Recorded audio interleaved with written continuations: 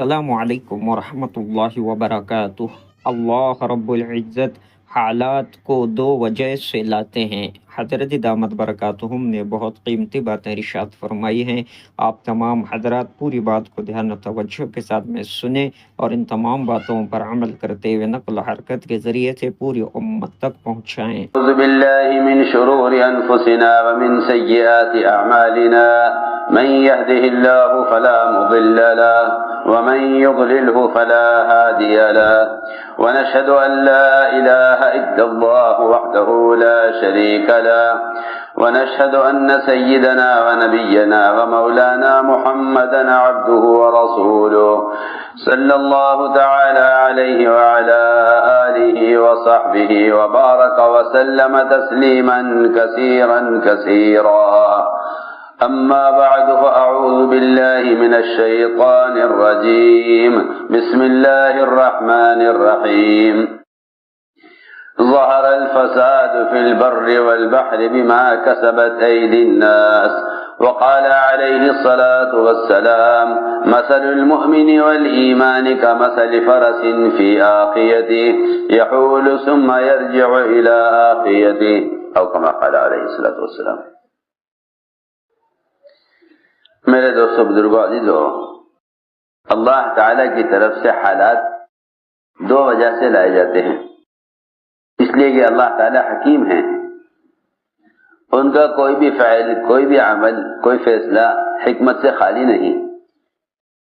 اللہ رب العزت حالات دو وجہ سے لاتے ہیں، ایک مسلمان کی تربیت کے لیے، ایک اس کی طہارت کے لیے، اس کی تربیت اور طہارت۔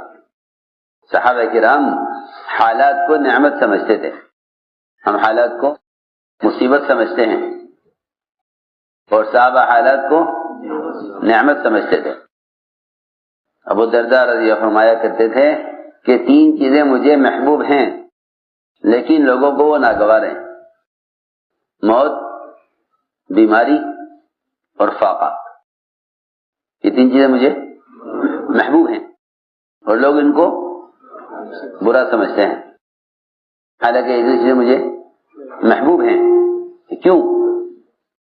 کہ محبوب ہونے کی وجہ یہ ہے کہ فاقہ تو میرے اندر تواضع باقی رکھے گا، اس لیے کہ مال وہ کبر لائے گا، مال کبر لائے گا، اس لیے میں فاقے کو پسند کرتا ہوں تاکہ محتاجگی اور عاجزی یہ میرے اندر بڑائی پیدا نہ ہونے دے۔ اور یہی وجہ ہے کہ انبیاء علیہ السلام میں تواضع ہوتی ہے اور بادشاہوں میں کبر ہوتا ہے۔ نبوت کا بادشاہت کا فرق ہے یہ کہ موت کو پسند کرتا ہوں اس لیے کہ صرف موت ہی ہے ایک سبب کہ اگر یہ آ جائے تو یہ اللہ سے ملا دیتی ہے، اللہ سے ملا دیتی ہے۔ جنہیں اللہ سے ملنے کا شوق ہوتا ہے ان کو موت محبوب ہوتی ہے، لیکن وہ موت کو ایسے راستوں میں طلب کرتے ہیں جو راستے اللہ تک پہنچانے والے ہیں۔ جو راستے اللہ تک پہنچانے والے نہیں ہیں، ایسے راستوں پر چلنے والے، جو راستے اللہ تک پہنچانے والے نہیں ہیں، ایسے راستوں پر چلنے والے موت کو ناگوار اور برا سمجھتے ہیں۔ اور جو لوگ ایسے راستے پر چلتے ہیں جو راستے اللہ تک پہنچانے والے ہیں، تو ایسے لوگ موت کو پسند کرتے ہیں۔ کہا کہ موت اس لیے پسند ہے کہ موت اللہ سے ملانے کا سبب اور ذریعہ ہے۔ اور بیماریاں اس لیے چاہتا ہوں، بیماریاں اس لیے چاہتا ہوں کہ بیماریاں گناہوں سے پاک کر دیتی ہیں۔ تو میں نے عرض کیا کہ اللہ رب العزت حالات لاتے ہیں دو وجہ سے، ایک تربیت کے لیے، دوسرے طہارت کے لیے۔ اگر حالات نہ آئیں تو لوگ تربیت نہیں پا سکتے، اس لیے کہ توبہ کی طرف آدمی کو حالات لاتے ہیں، توبہ کی طرف حالات لاتے ہیں، لیکن ان لوگوں کو حالات میں توبہ کی توفیق نہیں ہوتی، ان لوگوں کو حالات میں توبہ کا خیال نہیں آتا جو حالات کو اپنے جسم سے باہر کے نقشوں سے جوڑ دیتے ہیں۔ جسم کو کہاں سے حالات کہاں سے جوڑ دیتے ہیں؟ اپنے جسم کے باہر سے. جو حالات کو اپنے جسم سے باہر کے نقشے جوڑ دیتے ہیں ان کو توبہ کی توفیق نہیں ہوتی. کیوں؟ اس لیے کہ وہ حالات کو اسباب کی طرف منسوب کرتے ہیں. وہ حالات کو اسباب کی طرف منسوب کرتے ہیں. بننے کو بھی اور بگڑنے کو بھی دونوں کو منسوب کرتے ہیں اسباب کی طرف. سنو وہ توجہ سے بات.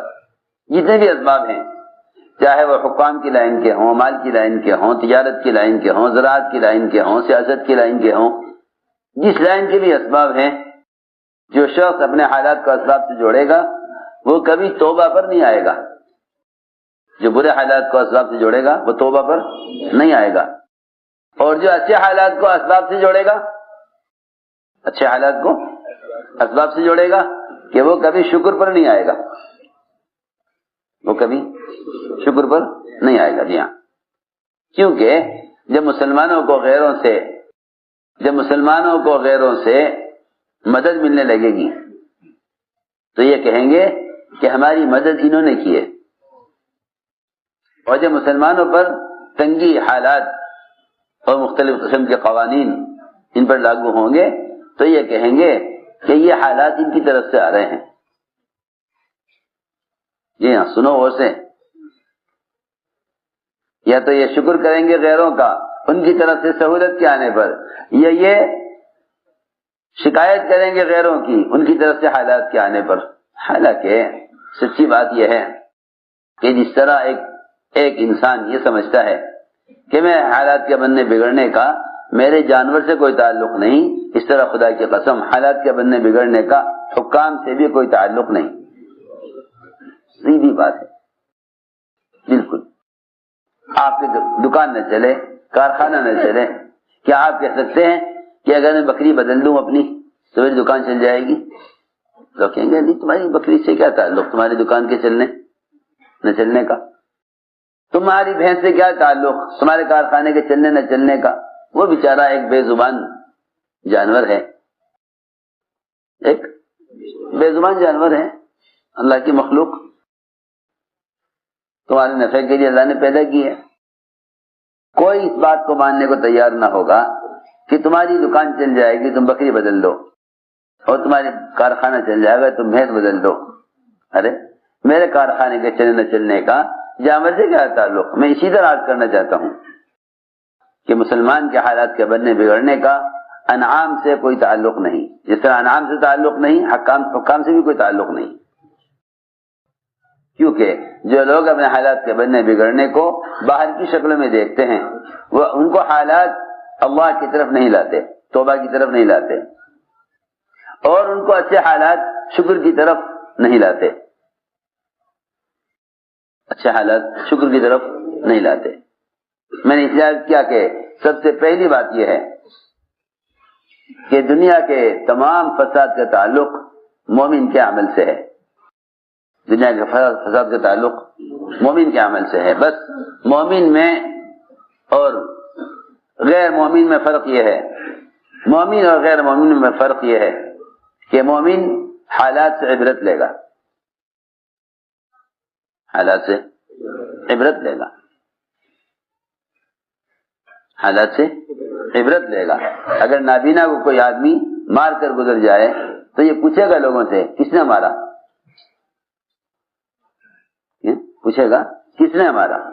ٹھوکر لگے گی تو پوچھے گا کس چیز میں ٹھوکر لگی، کیونکہ یہ اندھا ہے اس کو نہیں معلوم اس کو کس نے مارا، اس کو ٹھوکر کہاں لگی. لیکن مومن بینا ہے، مومن بینا ہے، اس کو ایک ٹھوکر بھی لگے گی نا تو اسے فوراً اپنی کوئی بدعملی یاد آئے گی، اس کو اپنی کوئی بدعملی یاد آئے گی کہ مجھ سے یہ غلطی ہوئی تھی جس پر اللہ تعالیٰ نے میری تنبیہ کے لیے مجھ پر یہ حالات ڈالے ہیں. بہت آسان ہے مسلمان کے لیے راستہ تلاش کرنا اور حالات سے نکلنا. ہر آنے والے حال کا سبب اپنے اندر تلاش کرو، ہر آنے والے حال کا سبب اپنے اندر تلاش کرو، ہر آنے والے حال کا سبب اپنے اندر تلاش کرو. باہر نہیں، اس لیے کہ جتنے بھی دنیا میں حالات ہیں ان کا تعلق مسلمان کے جسم سے باہر کی چیزوں سے نہیں ہے۔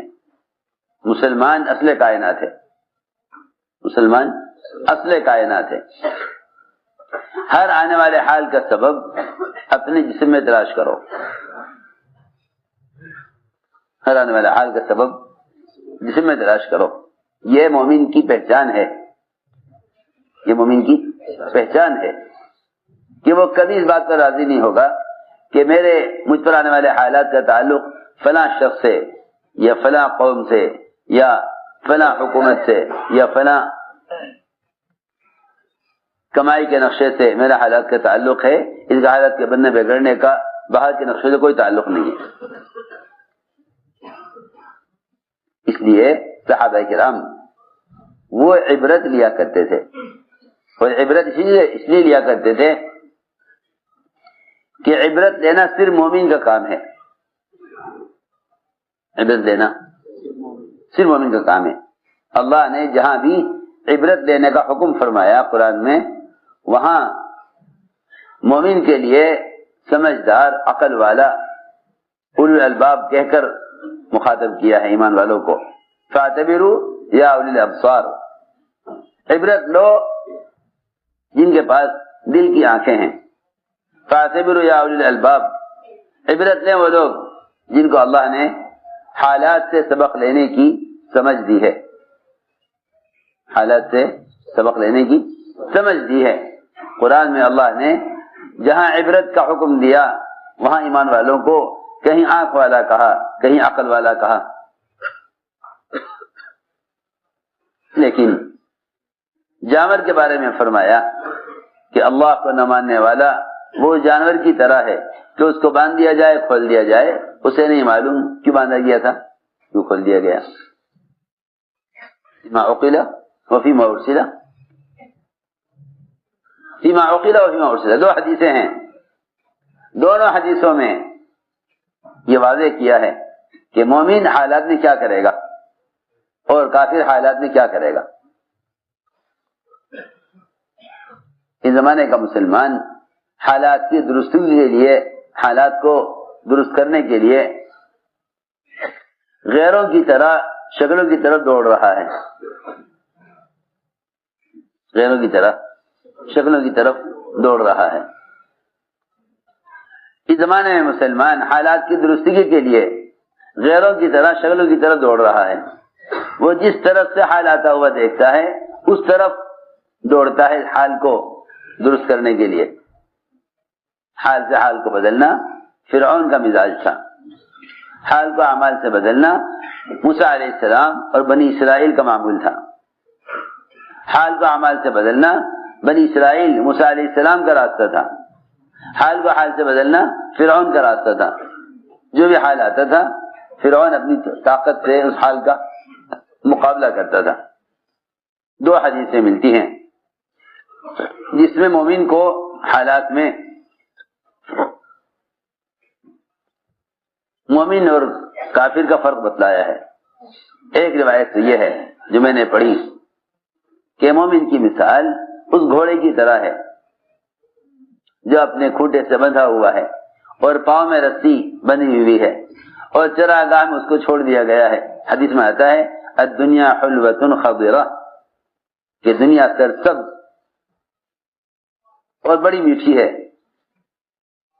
جب آدمی اس کو حاصل کرنے میں لگتا ہے تو اس کے قدم تو کہیں ہوتے ہیں مگر اس کی نظر کہیں اور ہوتی ہے۔ حالانکہ انسان کی کھانے کی مقدار محدود، نظر آدمی آسمان تک بھی لے جا سکتا ہے، نظر آسمان تک بھی لے جا سکتا ہے، نظر آسمان تک بھی لے جا سکتا ہے، لیکن اس کی خوراک بہت محدود ہے۔ میں عرض کرنا چاہتا ہوں جتنی انسان کی ضرورت ہے، اگر انسان کی نظر اپنی ضرورت کی حد تک محدود رہے تو پھر یہ حرام میں مبتلا نہیں ہوگا۔ جب اس کی نظر ضرورت کی حد سے گزرے گی اور اس کی نظر ضرورت کی حد سے تجاوز کرے گی تو پھر یقینی طور پر یہ حرام میں پڑ جائے گا۔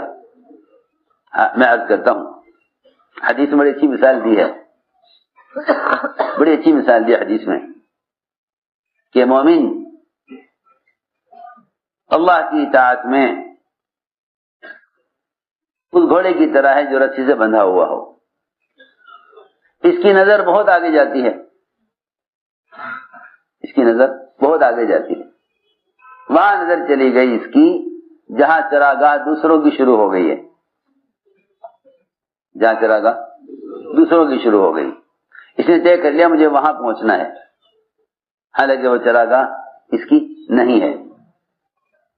جب یہ حد پر پہنچے گا اور وہاں سے اگلی چراگاہ شروع ہوگی تو مالک نے اس کی رسی کو اتنا ہی رکھا ہے جتنی اس کی اپنی چراگاہ ہے۔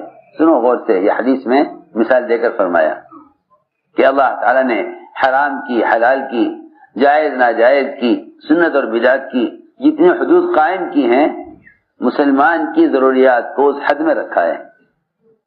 جب یہ اپنی ضرورت میں اس کی نظر ضرورت سے آگے بڑھ جائے گی، اس کی نظر ضرورت سے آگے بڑھ جائے گی تو اس کی نظر دوسروں کی چراگاہ پر پڑ جائے گی، پھر یہ کوشش کرے گا کسی طرح وہاں تک پہنچ جاؤں کماتے کماتے۔ لوگ کمائی کے نقشوں میں مالدار بننے کی کوشش کرتے ہیں، لوگ کمائی کے نقشوں میں مالدار بننے کی کوشش کرتے ہیں، اس کوشش کی وجہ سے حرام داخل ہوتا ہے۔ یہاں تک فرمایا حضور اکرم صلی اللہ علیہ وسلم نے کہ اگر کوئی شخص مالدار بننے کے لیے بھی، مالدار بننے کے لیے بھی، اپنے مال کو بڑھانے کے لیے بھی اور مالدار کی فہرست میں آنے کے لیے اگر کوئی شخص حلال طیب، بغیر سود کے، بغیر جھوٹ کے، بغیر غبن کے، بغیر دھوکے کے، بغیر ملاوٹ کے، بغیر نماز چھوڑے، بغیر کوئی حکم توڑے حلال روزی کمائے اپنے مال کو بڑھانے کے لیے، مالدار کی فہرست میں آنے کے لیے، اس سب کے باوجود بھی اللہ سے قیامت میں اس حال میں ملے گا کہ اللہ اس سے سخت ناراض ہوں گے، اللہ اس سے سخت ناراض۔ کیسی اچھی عجیب حدیث ہے،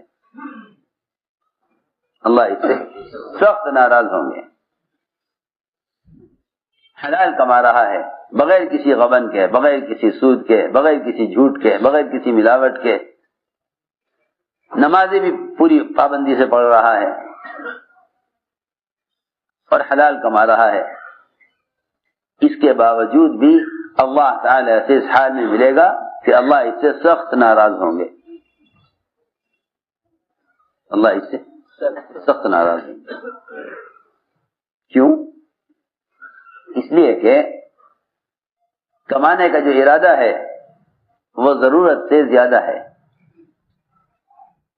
میں کچھ ضروری بات عرض کر رہا ہوں، جب اس کی نظر اپنی ضرورت سے آگے بڑھ جائے گی تو پھر یہ اللہ کی ناراضگی میں پڑ جائے گا۔ اسی حدیث کا اگلا حصہ یہ ہے کہ جو آدمی حلال کمائے نماز کی پابندی کرتے ہوئے، بغیر سود کے، بغیر جھوٹ کے، بغیر غبن کے حلال کمائے اور اس کے کمانے کا مقصد صرف اپنی اور گھر والوں کی ضرورت کا پورا کرنا ہے،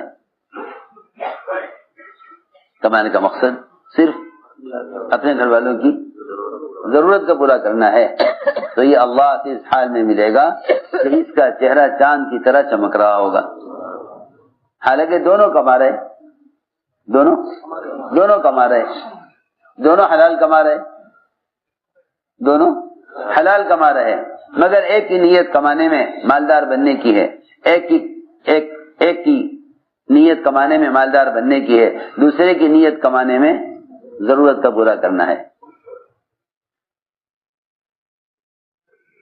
دونوں کا فرق دیکھو، حالانکہ دونوں حلال کما رہے ہیں۔ یہ مت سمجھنا کہ بس حلال کمانے سے کامیاب ہو جائیں گے، یہ نہیں، جس طرح نماز میں نیت دیکھی جائے گی کہ نماز میں تمہاری کیا نیت ہے، اسی طرح یہ بھی دیکھا جائے گا کہ تجارت میں تمہاری کیا نیت ہے۔ جی ہاں، انما الاعمال بالنیات کا مطلب صرف عبادات کے اعمال کے لیے حدیث نہیں ہے، صرف عبادات کے لیے حدیث نہیں ہے۔ یہ دیکھا جائے گا تمہاری اس طرح عبادت میں نیت ہے، تجارت میں کیا نیت ہے، تجارت میں کیا نیت ہے۔ ہم نے عرض کیا کہ جب نظر دور جاتی ہے آدمی کی کہ میں اس طرح مالدار ہو جاؤں، تو پھر یہ دوسرے کی چراگاہ میں داخل ہو جاتا ہے۔ پکی بات ہے، خوب اندازہ کیا ہم نے کہ جو لوگ مال کو بڑھانا چاہتے ہیں یا مالداروں کی فہرست میں آنا چاہتے ہیں، وہ مجبور ہوتے ہیں اپنی کمائی کے نقشوں میں حرام داخل کرنے پر، وہ مجبور ہوتے ہیں، کیا کریں، اس کے بغیر یہ نہیں ہو سکتا۔ ورنہ خدا کی قسم آدمی ضرورت کے لیے حلال روزی آسانی سے حاصل کر سکتا ہے۔ سب سمجھتے تھے خواہش کے نقشے حرام راستے کے بغیر خواہش کے نقشے پورے نہیں ہو سکتے، خواہش کے تقاضے پورے نہیں ہو سکتے۔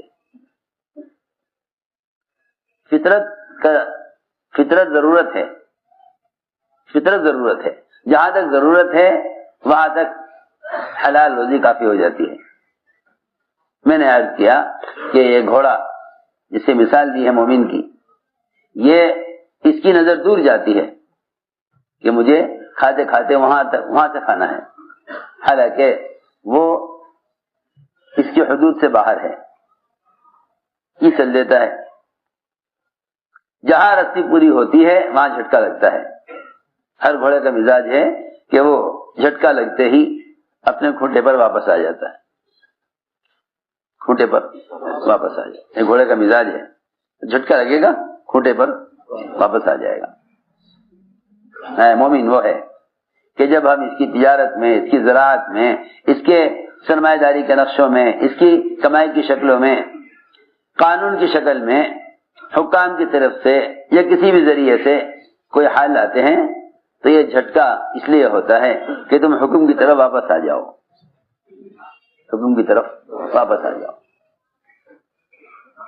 یہ اس کوشش میں لگا رہتا ہے کہ نہیں کسی طرح کوشش کرو۔ ارے لوگ حرام راستوں میں کوشش کرتے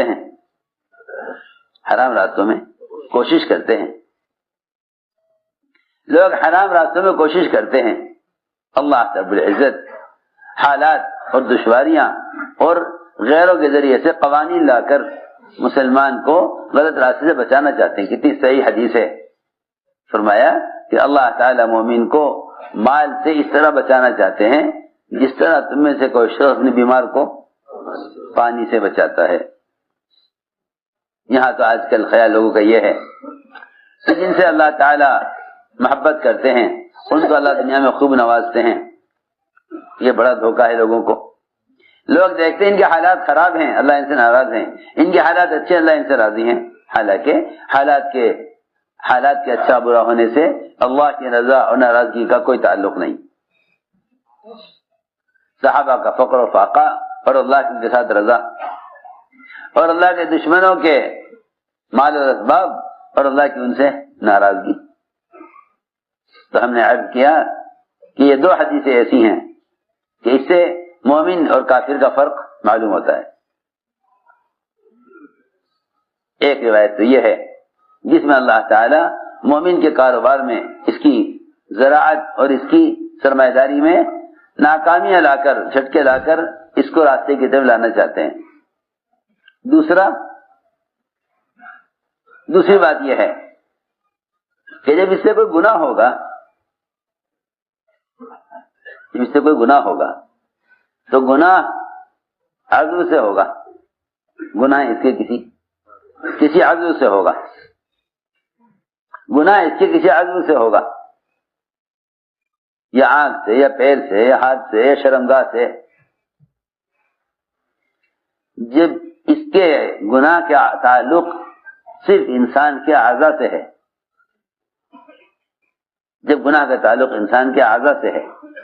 باہر کی شکلوں سے گناہوں کا کوئی تعلق نہیں ہے. وہ تو اعضاء باہر کی گناہ کی شکلوں کو اختیار کرتے ہیں، اس سے گناہ بنتا ہے، ورنہ اعضاء گناہ کے لیے استعمال ہوتے ہیں تو معلوم ہوتا ہے کہ گناہوں کا تعلق انسان کے اعضاء سے ہے. گناہوں کا تعلق انسان کے اعضاء سے ہے. تو اللہ رب العزت اعضاء سے گناہ ہونے کی وجہ سے حالات اعضاء پر ہی لاتے ہیں.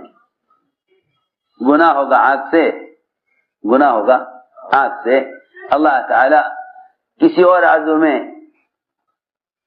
بیماری لے آئیں گے. حضرت فرماتے تھے ہر عضو کی بیماری کا پہلا سبب اس عضو سے اللہ کا حکم ٹوٹنا ہے. کیونکہ جب انسان کی تخلیق، جب انسان کا بننا عبادت کے لیے ہے، جب انسان کا بننا عبادت کے لیے ہے، جب انسان کا بننا عبادت کے لیے ہے، تو عبادت کے علاوہ استعمال ہونا اس مشین کے بگڑنے کا سبب کیوں نہ ہوگا؟ میں عرض کرتا ہوں، آریاں ہوتی ہیں، آریاں. ایک آری ہوتی ہے لکڑی کاٹنے کی، ایک آری ہوتی ہے لوہا کاٹنے کی. دونوں آری ہیں، دونوں آری ہیں، دونوں کا نام آری ہے، اور دونوں کی شکل، دونوں کا مادہ میٹل ایک ہے، لیکن اس کو بنایا گیا ہے لوہا کاٹنے کے لیے، اس کو بنایا گیا ہے لکڑی کاٹنے کے لیے. ان دونوں کا اگر استعمال بدل دیا جائے، دونوں کا استعمال بدل دیا جائے، جگہ بدل دی جائے، لوہے کی آری سے لکڑی کاٹی جائے اور لکڑی کی آری سے لوہا کاٹا جائے، تو نہ لکڑی کٹے گی نہ لوہا کٹے گا، بلکہ آری خراب ہو جائے گی. سوچو تو صحیح، انسانوں کے ہاتھوں کے بنائے ہوئے یہ آلات اگر غلط استعمال سے برباد ہو سکتے ہیں، انسانوں کے ہاتھوں کے بنائے ہوئے آلات غلط استعمال سے برباد ہو سکتے ہیں، تو اللہ کا بنایا ہوا انسان غلط استعمال سے باقی رہ سکتا ہے؟ اللہ اکبر. عمر رضی اللہ تعالیٰ عنہ نے صرف پیوند لگا ہوا کرتا اتار کر نیا کرتا پہننے پر ہی اتنا کہہ دیا تھا کہ اگر ہم نے غیروں کے طریقوں میں عزت تلاش کی تو اللہ ہمیں ذلیل کریں گے. سنو تو صحیح، یہاں فرائض کے چھوڑنے پر یا سنتوں کے چھوڑنے پر یا واجبات کے چھوڑنے پر یا کسی گناہ نعوذ باللہ شراب کے پینے پر، زنا کرنے پر نہیں کہہ رہے عمر کہ اگر ہم نے یہ گناہ کیے تو اللہ ہمیں ذلیل کر دیں گے، بالکل نہیں.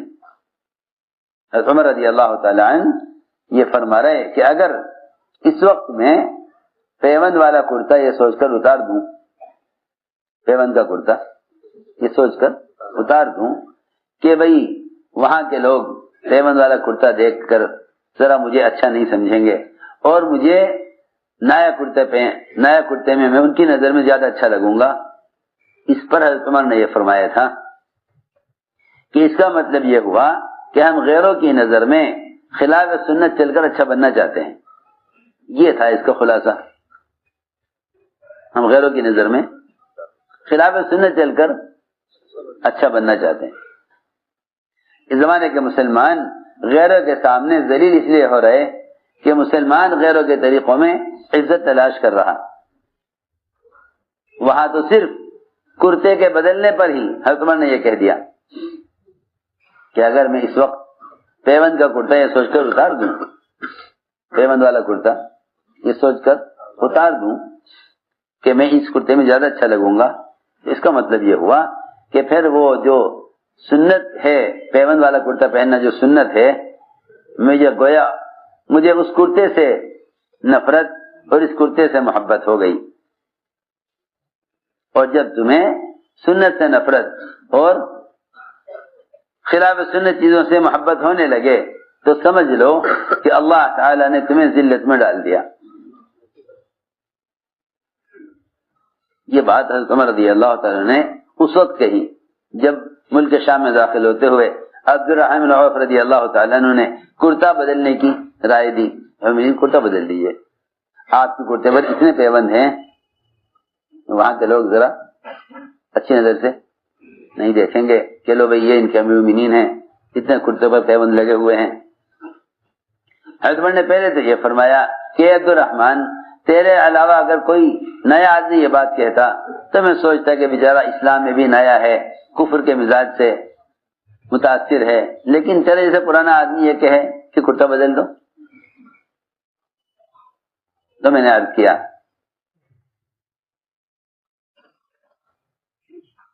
کہ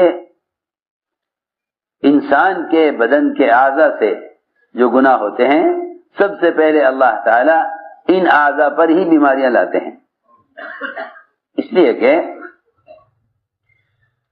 انسان کے اعضاء استعمال ہوتے ہیں گناہ کے لیے، اس لیے سب پہلے حالات انسان کے اعضاء پر آتے ہیں۔ آپ دیکھیں ایڈز کی بیماری معاشرے کی خرابی سے ہے، ایڈز کی بیماری معاشرے کی خرابی سے، سیدھی بات ہے کہ اگر شرمگاہ حکم کے خلاف استعمال ہوگی تو شرمگاہ کی لائن کی بیماری آئیں گی، آنکھ اگر حکم کے خلاف استعمال ہوگی تو آنکھ کی لائن کی بیماری آئیں گی۔ اللہ تعالیٰ کا ایک نظام ہے کہ جیسے ہی مومن کوئی گناہ کرتا ہے اللہ تعالیٰ فوراً تنبیہ کے لیے فوراً کوئی نقصان لے آتے ہیں۔ لیکن میں شروع سے کہہ رہا کہ جو لوگ اس زمانے کے مسلمان خاص طور پر یہ بھی آنے والے حالات کو حکام سے اور آنے والے حالات کو باہر کی شکل سے جوڑ دیں گے تو انہیں اپنی بدعمالیوں کی طرف ان کا خیال جائے گا ہی نہیں، بدعمالیوں کی طرف خیال جائے گا ہی نہیں۔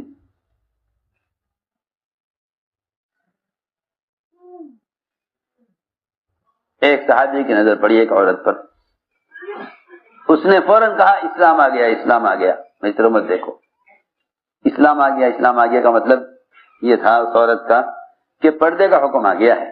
شاید تمہیں معلوم نہیں، تم کہیں باہر گئے ہوئے ہوں گے مدینے سے، تمہیں معلوم نہیں ہوگا کہ پردے کا حکم آ گیا۔ وہاں یہ بات نہیں تھی کہ ہاں بھائی معلوم ہے پردے کا حکم ہے مگر دیکھ رہے، یہ بات نہیں تھی صحابہ میں، کیونکہ وہاں جو بھی علم آتا تھا وہ علم حکم کی شکل میں آتا تھا۔ ہمارے پاس جو علم ہے معلومات کی شکل میں ہے، ہمارے پاس جو علم ہے حرام حلال کا معلومات کی شکل میں ہے۔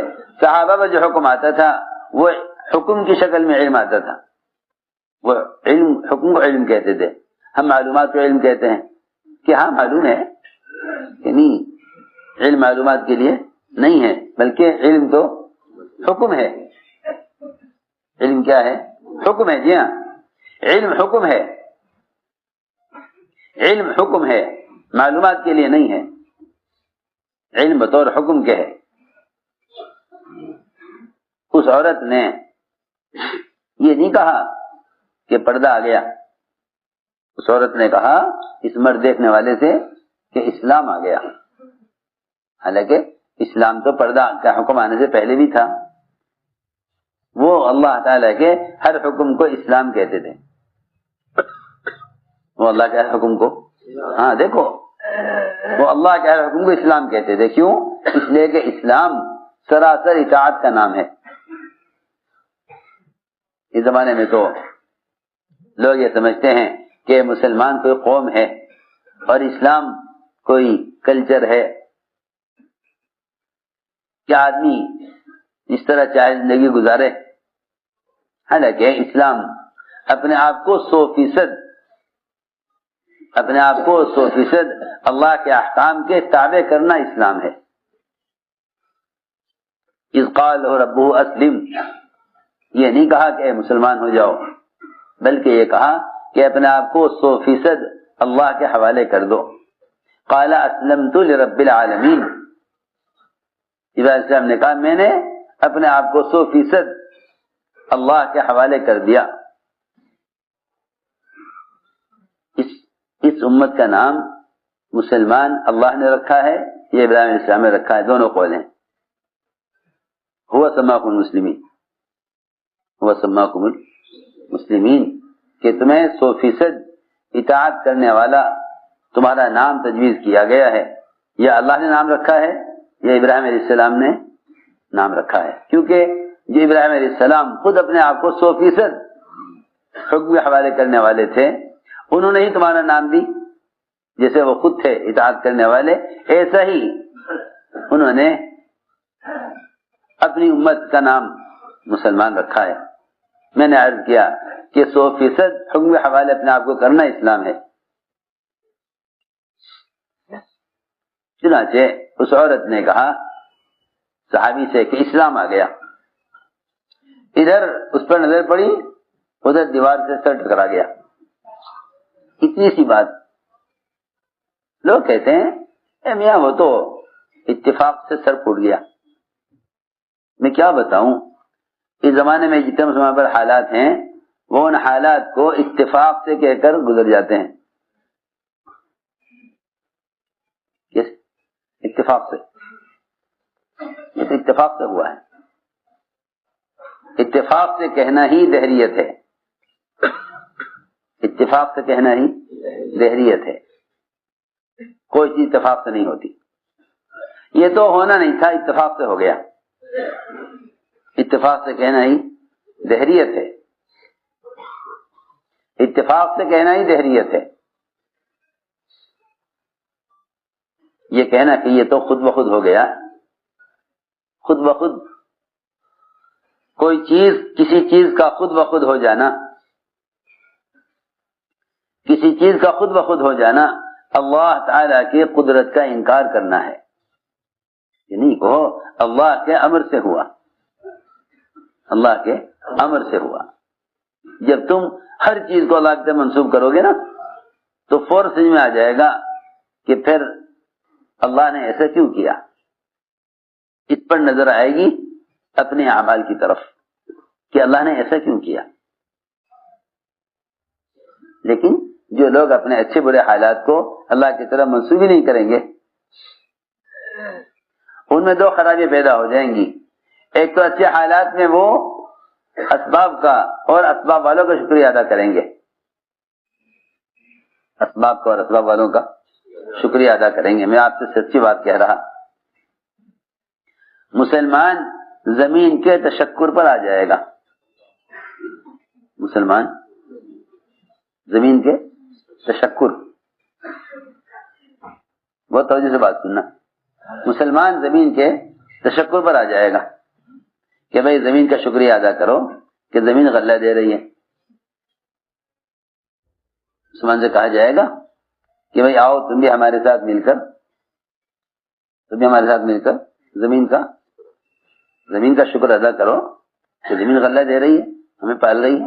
کہ نہیں، تم زمین کی بات کر رہے، ہم تو اللہ کے غیر کا تشکر ہی نہیں مانتے، ہم تو یہ بھی نہیں کہتے کہ بھئی ملائکہ کا شکریہ کہ ملائکہ نے مدد کر دی۔ کہ نہیں، ہم تو شکر کی نسبت صرف اللہ کی طرف کرتے ہیں، شکر کی نسبت صرف اللہ کی۔ سنو میری بات توجہ سے، شکر کسے کہتے ہیں؟ شکر کہتے ہیں سارے بدن کے اعضاء کو اللہ کی اطاعت میں تھکانا، سارے بدن کے اعضاء کو اللہ کی اطاعت میں تھکانا، اس کو شکر کہتے ہیں۔ سارے بدن کے اعضاء کو اللہ کی اطاعت میں تھکانا، اس کو شکر کہتے ہیں۔ ہم حیران ہیں، انسان کا سارا بدن وہ نعمتوں سے فائدہ اٹھاتا ہے، نعمتوں سے فائدہ اٹھاتا ہے، سارا بدن نعمتوں سے فائدہ اٹھاتا ہے۔ شکر کون کرتی ہے؟ شکر کرتے ہیں زبان سے۔ سوچو تو صحیح، کتنی بڑی بے انصافی ہے۔ سارا بدن نعمتوں سے فائدہ اٹھاتا ہے، شکر کرتے ہیں زبان سے، شکر کرتے ہیں زبان سے۔ اگر آپ کا کوئی کام ہو اور 4 آدمی مل کر آپ کے کام کریں تو آپ ہر آدمی سے الگ الگ شکریہ ادا کرنے جائیں گے۔ جی ہاں، کہ بھائی اس کا بھی شکریہ ادا کرو، دیکھو ان کو بھی جا کے کہو، جائے ان کے پاس بھی چل کے جاؤ، ان سے بھی کہو کہ جی آپ کا شکریہ، آپ نے یہ کام کر دیا۔ سارے بدن کے اعضاء نعمتوں سے فائدہ اٹھاتے ہیں اور سب کی طرف سے زبان شکریہ ادا کریں، کتنی بڑی بے انصافی ہے۔ جب سارا بدن نعمتوں سے فائدہ اٹھا رہا تو بدن کے ہر عضو کو چاہیے کہ اللہ کا شکر ادا کرے. بدن کے ہر عضو کو چاہیے کہ وہ اللہ کا شکر ادا کرے. بدن کے ہر عضو کو چاہیے کہ اللہ کا شکر ادا کرے. وہ ایسے ہوگا کہ بدن کے ہر عضو کو گناہ سے بچاؤ اور ہر عضو کو عبادت میں تھکاؤ. یہ شکر کا تقاضا ہے. اے اللہ تیرا شکر زبان سے کہنا، اس سے شکر کے الفاظ ادا ہوتے ہیں، شکر ادا نہیں ہوتا. زبان سے شکر کے الفاظ ادا ہوتے ہیں، شکر نہیں ادا ہوتا. شکر کی ادائیگی زبان سے نہیں ہوتی. شکر کی ادائیگی سارے اعضاء سے ہوگی، کیونکہ نعمتوں سے سارے اعضاء فائدہ اٹھا رہے ہیں. جب نعمت سے سارے اعضاء فائدہ اٹھا رہے ہیں تو سارے اعضاء کو حکم پر لانے سے شکریہ ادا ہوگا. میں نے عرض کیا کہ شکر یہ ہے کہ تم نعمت کی نسبت اللہ کی طرف کرو. نعمت کی نسبت اللہ کی طرف کرو. اور شرک یہ ہے کہ تم نعمت کی نسبت اللہ کے غیر کی طرف کرو. نعمت کی نسبت کتنا آسان ہے. شکر یہ ہے کہ تم نعمت کی نسبت اللہ کی طرف کرو. شرک یہ ہے کہ تم نعمت کی نسبت اللہ کے غیر کی طرف کرو. اللہ نے ایک آیت میں دونوں کو جمع کر دیا، شاکر اور مشرک. شاکر اور مشرک ایک قرآن کی آیت میں دونوں کو الگ الگ بیان کر دیا کہ شاکر کون ہے، مشرک کون ہے. شاکر کون ہے اور مشرک کون ہے. اللہ تعالی شکر کرنے والوں سے راضی ہوتے ہیں اور شرک کرنے والوں سے ہمیشہ کے لیے ناراض ہیں. اور دونوں کے ایک آیت میں اللہ نے بیان کر دیا. اور اللہ کا کلام عجیب ہے کہ ایسی حالت کو بیان کیا جس میں انسان کو خیال ہی نہیں آ سکتا اس بات کا کہ میں اس وقت اللہ کا شکر ادا کروں یا مخلوق کا شکر ادا کروں. سنو تو صحیح، عجیب اللہ نے آیت قرآن میں بیان کی. هو الذي خلقكم من نفس واحدة وجعل منها زوجها ليسكن إليها فلما تغشاها حملت حملا خفيفا فمرت به فلما أثقلت دعوا الله ربهما لئن آتيتنا صالحا لنكونن من الشاكرين فلما آتاهما صالحا جعل له شركاء فيما آتاهما. اس آیت میں شاکر اور مشرک، سنو دھیان سے جاگ کر، شاکر اور مشرک دونوں کو بیان کر دیا. اللہ وہ ہیں کہ جس نے تمہیں ایک جان سے پیدا کیا اور تم میں سے ہی تمہاری بیوی کو، عورت کو پیدا کیا اور اس کو اس لیے پیدا کیا تاکہ تم اس کے پاس جا کر سکون پاؤ.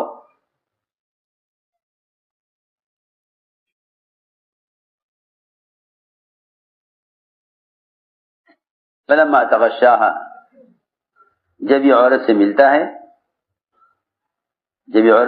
ہے تو اس کے ملنے پر اللہ کے حکم سے ہلکا سا حمل ٹھہر جاتا ہے. حملت حملا خفیفا، ہلکا سا حمل ٹھہر جاتا ہے. اسے خبر بھی نہیں ہوتی اتنا ہلکا سا حمل ہوتا ہے. وہ گھر کے کام کاج میں پھرتی رہتی ہے، گھر کے کام کاج میں عورت پھرتی رہتی ہے. فلما اسقلت، جب حمل بھاری ہو جاتا ہے اور بچہ ہونے کا وقت قریب آتا ہے تو دونوں میاں بیوی دعا کرتے ہیں اللہ سے. دونوں میاں بیوی اللہ سے دعا کرتے ہیں کہ اللہ اگر تو نے یہ بچہ عافیت کے ساتھ، سہولت کے ساتھ پیدا کر دیا تو ہم تیرا شکر ادا کریں گے،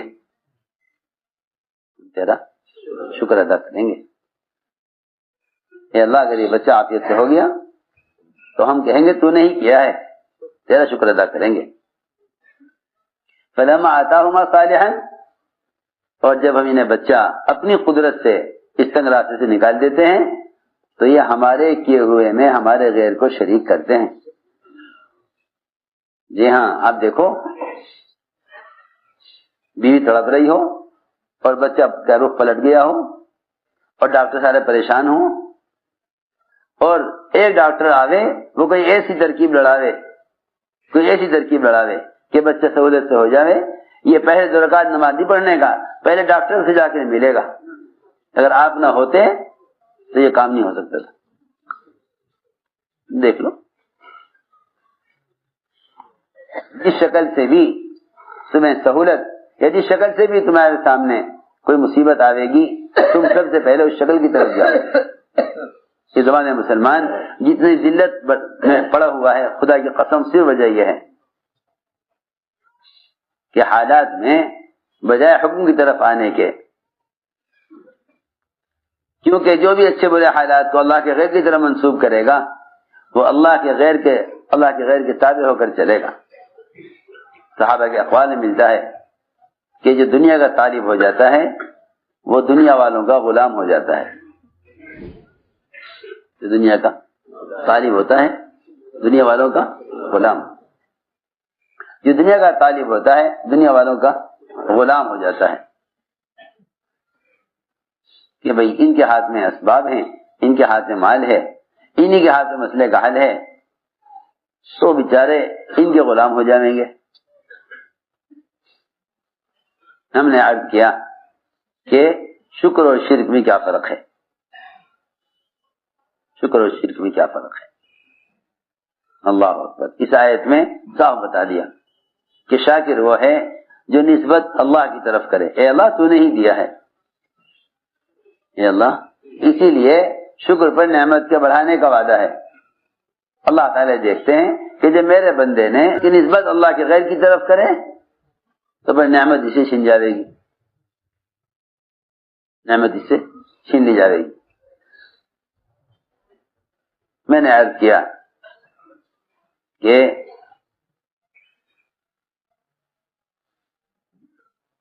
اچھے برے ہر قسم کے حال کو اللہ کی طرف منسوب کرو، اللہ کی طرف منسوب کرو، یہ شکر ہے۔ حضور اکرم صلی اللہ علیہ وسلم کو اللہ نے ایک نعمت یہ دی، آپ نے لمبا سجدہ کیا، لمبی نماز پڑھی۔ حضرت عائشہ نے فرمایا کہ جب اللہ نے آپ کے سارے گناہ معاف کر دیے تو آپ اتنی کوشش کیوں کر رہے ہیں؟ فرمایا افلا اکون عبدا شکورا، کہ میں اللہ کا شکر گزار بندہ نہ بنوں۔ معلوم ہوتا ہے کہ عبادت کی کثرت یہ شکر کا راستہ ہے، عبادت کی کثرت یہ شکر کا راستہ ہے۔ شکر کا مطلب ہی یہی ہے کہ تم اس کی عبادت میں آگے بڑھو، اس کی عبادت میں کوشش زیادہ کرو، یہ شکر ہے۔ جیسے میں نے عرض کیا تھا کہ صرف زبان سے نہیں، سارے اعضاء کا عبادت میں تھکانا، یہ اس کو شکر کہتے ہیں۔ سارے اعضاء کا عبادت میں تھکانا اس کو شکر کہتے ہیں۔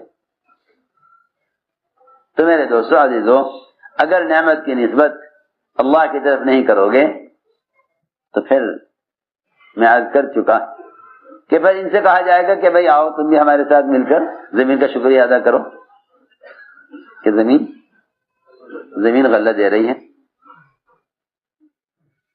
آپ دیکھیں گے اللہ کو نہ ماننے والے، ان کے نزدیک اسباب اور بتوں کی حیثیت ان کے نزدیک برابر ہے۔ ہماری بات توجہ سے چاہتی ہے بہت۔ اغیار جس طرح بتوں کی پوجا کرتے ہیں اس طرح اپنے اسباب کی بھی پوجا کرتے ہیں۔ اغیار جس طرح بتوں کو پوجتے ہیں اس طرح اپنے اسباب کو پوجتے ہیں، اس لیے کہ ان کے نزدیک اسباب ہی معبود ہیں، ان کے نزدیک اسباب ہی معبود ہیں۔ ان کا خیال یہ ہے کہ اللہ تو بنا کے فارغ ہو گئے، نعوذ باللہ۔ وہ اسباب کو ایسے پوجتے ہیں جیسے اپنے بتوں کی، ان کے نزدیک اسباب اور بتوں کی تعظیم برابر ہے، ان کے نزدیک اسباب اور بتوں کی تعظیم برابر ہے۔ آپ دیکھیں گے جو اللہ کو نہیں مانتے وہ دکان کے سامنے پہلے جھکتے ہیں پھر دکان کھولتے ہیں. دیکھو پہلے وہ دکان کے سامنے جھکتے ہیں پھر دکان کھولتے ہیں، کیونکہ وہ یہ کہتے ہیں کہ صرف سبب سے پلتے ہیں. تو جس سے پلنے کا یقین کر لو گے نا اس کے سامنے جھکنا ہی پڑے گا، چاہے وہ سبب کسی بھی شکل میں ہو. وہ سبب میں یاد کرنا چاہتا ہوں، سبب کسی بھی شکل میں ہو، سبب کسی بھی شکل میں ہو، وہ اسباب کے سامنے یہ جھکیں گے، وہ اسباب کے سامنے یہ جھکیں گے. دیکھو میرے دوست اب بات سمجھنا کہ جھکنے کی دو شکلیں ہیں. جھکنے کی دو شکلیں ہیں. ایک جھکنا جسم کے اعتبار سے، ایک جھکنا جسم کے اعتبار سے، ایک جھکنا دل کے اعتبار سے. دونوں باتیں توجہ سننا میری. ایک جھکنا جسم کے اعتبار سے، ایک جھکنا دل کے اعتبار سے. دونوں برابر ہیں، دونوں برابر ہیں. میری بات توجہ سننا، میں کچھ کہنا چاہتا ہوں. ایک جھکنا ہے جسم کے اعتبار سے، ایک جھکنا ہے دل کے اعتبار سے. دونوں برابر ہیں، دونوں برابر ہیں. مسلمان بیچارہ یوں مطمئن ہے کہ ہم تو جسم کے اعتبار سے کہیں جھکتے ہی نہیں اللہ کے علاوہ. حالانکہ جسم کا جھکاؤ نہیں دیکھا جائے گا، صرف جسم کا جھکاؤ کا تعلق تو صرف نماز میں ہے. جسم کے جھکنے کا تعلق تو صرف نماز میں ہے. جسم کے جھکنے کا تعلق تو صرف نماز میں ہے. رخ کے صحیح ہونے کا تعلق تو صرف نماز میں ہے کہ آپ کا رخ کس طرف ہے، آپ کہاں جھک رہے ہیں. جھکنے کا تعلق صرف مندر اور مسجد سے نہیں ہے. میں کچھ کہنا چاہتا ہوں، یوں مسلمان مطمئن ہے کہ ہم تو اللہ کے غیر کے سامنے جھکتے نہیں. میں کچھ کہہ رہا ہوں، جھکاؤ کا تعلق صرف بدن سے نہیں ہے. جھکاؤ کا تعلق صرف بدن سے نہیں ہے، بلکہ 24 گھنٹے کی زندگی میں دیکھا جائے گا کہ تمہارے دل کا جھکاؤ کس طرف ہے. تمہارے دل کا جھکاؤ کس طرف ہے. نماز تو اسلام کا ایک حکم ہے نا، نماز تو اسلام کا ایک حکم ہے. 5 فرائض میں سے ایک فریضہ نماز ہے. 5 فرائض میں سے ایک فریضہ نماز ہے. اسلام کی بنیاد 5 چیزیں ہیں. اسلام کی بنیاد 5 چیزیں ہیں، ان 5 میں سے ایک نماز ہے. تو عجیب بات ہے کہ اسلام کی بنیاد 5 چیزیں ہیں، 5 چیزوں کو چھوڑ کر ایک چیز میں جھک کر دکھلا دیں کہ ہم اللہ کے غیر کے سامنے جھکتے نہیں ہیں. نہیں، جھکاؤ بدن کا نہیں دیکھا جائے گا، جھکاؤ دل کا دیکھا جائے گا کہ دل کہاں جھکا ہوا ہے. سیدھی بات کیا دیکھا جائے گا؟ دل کہاں جھکا ہوا ہے. اللہ تعالیٰ نے تو صاف فرما دیا قرآن میں کہ نیکی یہ نہیں کہ تم جھک رہے ہو، رخ کیے ہوئے ہو مشرق کی طرف مغرب کی طرف، یہ نہیں. ولکن البر من آمن باللہ، کہ نیکی اور اطاعت وہ تو دیکھی جائے گی دل کے اعتبار سے کہ تمہارے دل کا میلان اور جھکاؤ کس طرف ہے. سنو غور سے بات. ہم تو سمجھتے ہیں کہ بھائی مسلمان تو اللہ ہی کو رب مانتا ہے، مسلمان اللہ ہی کو رب مانتا ہے، مسلمان اللہ کے غیر کو رب نہیں مانے گا. کہ نہیں، رب کے ماننے کا، رب اللہ کو رب ماننے کا فیصلہ اس سے نہیں ہوگا. اللہ کو رب ماننے کا فیصلہ اس سے نہیں ہوگا کہ آپ نماز قبلے کی طرف مکر کے پڑھتے ہیں. سنو میری بات توجہ سے. جتنے بھی اللہ کے احکام ہیں ہر حکم میں دیکھنا پڑے گا کہ آپ کا جھکاؤ کس طرف ہے. اس لیے کہ اللہ کو رب ماننے کا تقاضا یہ ہے کہ پھر تم اللہ کے حکم کے خلاف کسی کی بات مت مانو. اس لیے کہ اللہ کو رب ماننے کا تقاضا یہ ہے، اللہ کو رب ماننے کا مطلب یہی ہے کہ تم صرف اللہ کی اطاعت کرو، تم صرف اللہ کی اطاعت کرو. اللہ کو رب ماننے کا تقاضا یہ ہے کہ صرف اللہ کی اطاعت کرو، کیونکہ جس نے اللہ کے غیر کی اطاعت کی اس نے اللہ کے غیر کو اپنا رب بنا لیا ہے۔ سنو تو صحیح کتنی سخت بات ہے، کیونکہ ہمارے احساس سوئے ہوئے ہیں، انہیں جگانے کے لیے کہہ رہا ہوں۔ اس زمانے میں احساس مردہ ہو چکے ہیں۔ ایک رب کا تصور ہے مسلمانوں کے ذہن میں کہ اللہ ہی رب ہے، نہیں، دیکھا جائے گا کہ تم اللہ کی اطاعت پر ہو یا نہیں۔ اگر اللہ کی اطاعت پر ہو تو تم نے اللہ کو رب مانا ہے۔ سنو غور سے بات۔ عدی بن حاتم جب نصرانیت سے اسلام میں آئے، پہلے نصرانی تھے، پھر اسلام لے آئے، پھر اسلام لے آئے، جب پہلے نصرانی تھے پھر اسلام لے آئے۔ جب اسلام میں داخل ہو گئے تو انہوں نے حضور اکرم صلی اللہ علیہ وسلم سے ایک اشکال کیا۔ آپ سے ایک سنو اے سونے والوں، کیا کیا؟ ایک اشکال کیا، عرض کیا کہ اے رسول اللہ صلی اللہ علیہ وسلم، یہ بات سمجھ میں نہیں آتی، یہ بات سمجھ میں نہیں آتی کہ اللہ نے قرآن میں ہمارے بارے میں یہ اللہ نے کہا ہے کہ انہوں نے اللہ کے غیر کو اپنا رب بنایا ہوا تھا، حالانکہ ہم تو آپ پر ایمان لانے سے پہلے بھی اللہ ہی کو رب مانتے تھے کہ رب تو اللہ ہی ہے، رب تو اللہ ہی ہے۔ ہم تو آپ پر ایمان لانے سے پہلے بھی اللہ ہی کو رب مانتے تھے۔ یہ بات سمجھ میں نہیں آتی کہ اللہ نے قرآن میں کیوں فرمایا کہ انہوں نے اللہ کے غیر کو اپنا رب بنایا ہوا تھا۔ اتخذوا احبارهم ورهبانهم اربابا من دون اللہ۔ آپ نے فرمایا کہ اے عدی، بہت عجیب بات ہے،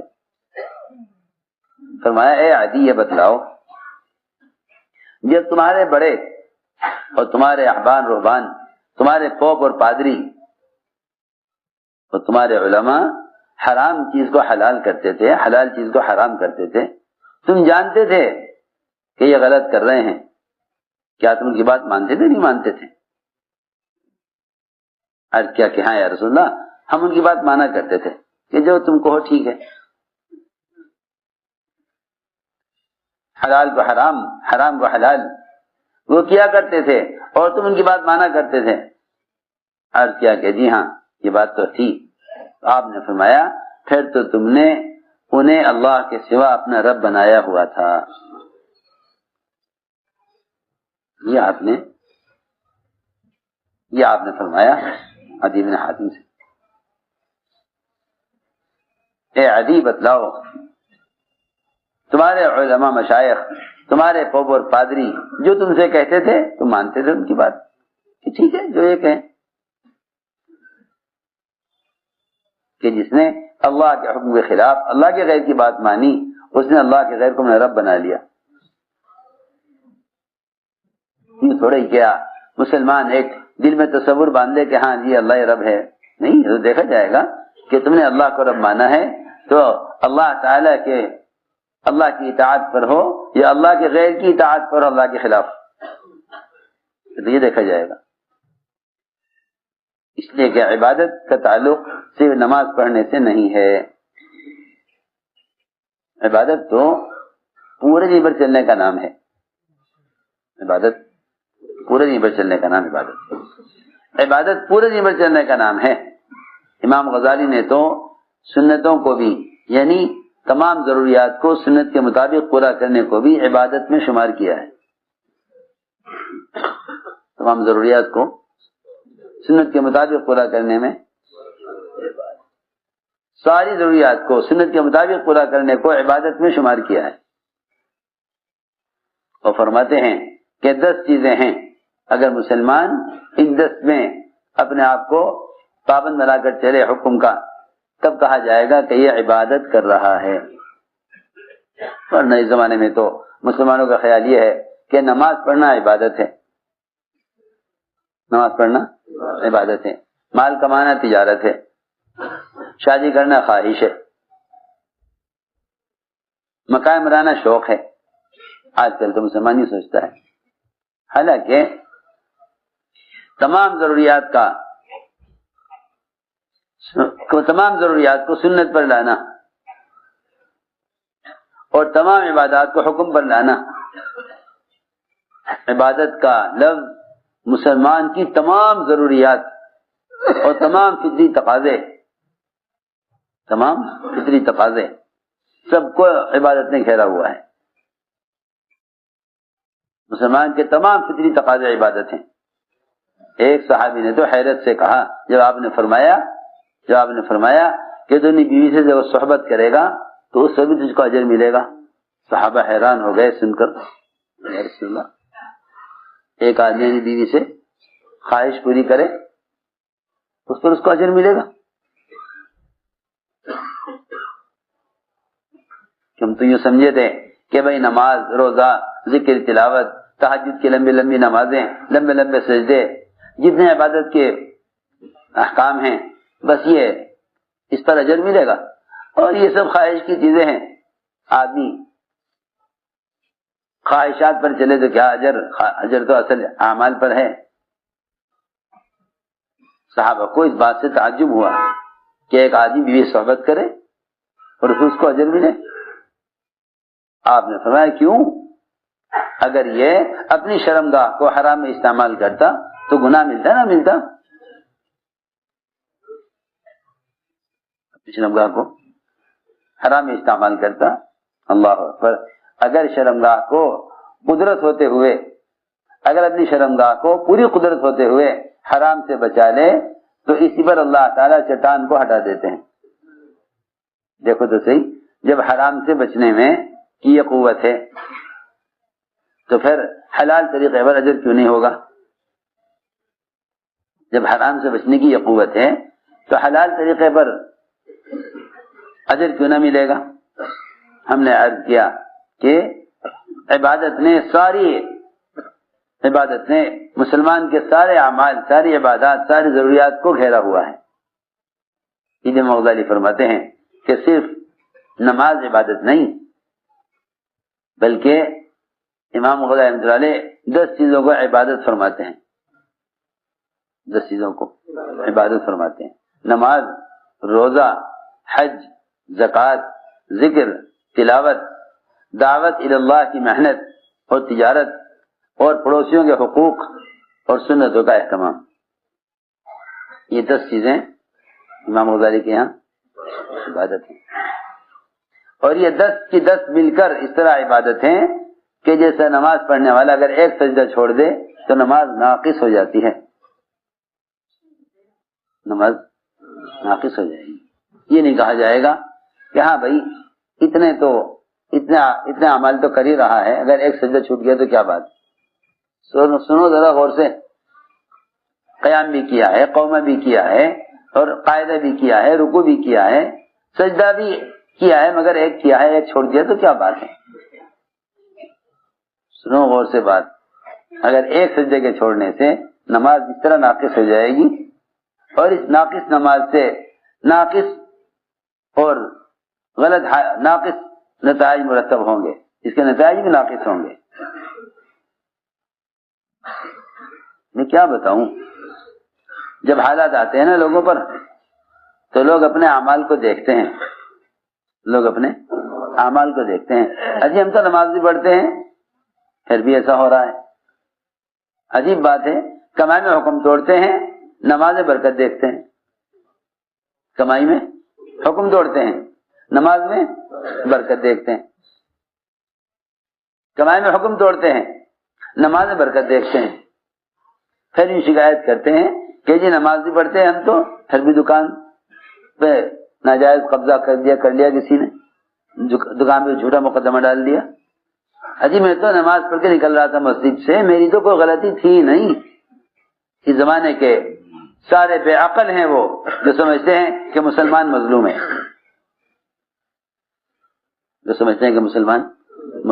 بے عقل لوگ ہیں، بے عقل ہیں وہ لوگ جو سمجھتے ہیں مسلمان مظلوم ہے۔ جب تک مسلمان اپنے آپ کو مظلوم سمجھتا رہے گا پریشان رہے گا. یوں نہیں کہ مظلوم سمجھنے سے مدد آ جائے گی. مسلمان کی مدد جب ہوگی جب تک مسلمان آپ کو مظلوم سمجھتا رہے گا اللہ کی مدد نہیں آئے گی. جب تک مسلمان اپنے آپ کو مظلوم سمجھتا رہے گا اللہ کی مدد نہیں آئے گی. میں تم سے ساری حضرت کی باتیں نقل کر رہا, بیانات پڑھا کر مولانا حفیظ صاحب کے تو پتہ چلے گا حضرت کیا چاہتے تھے.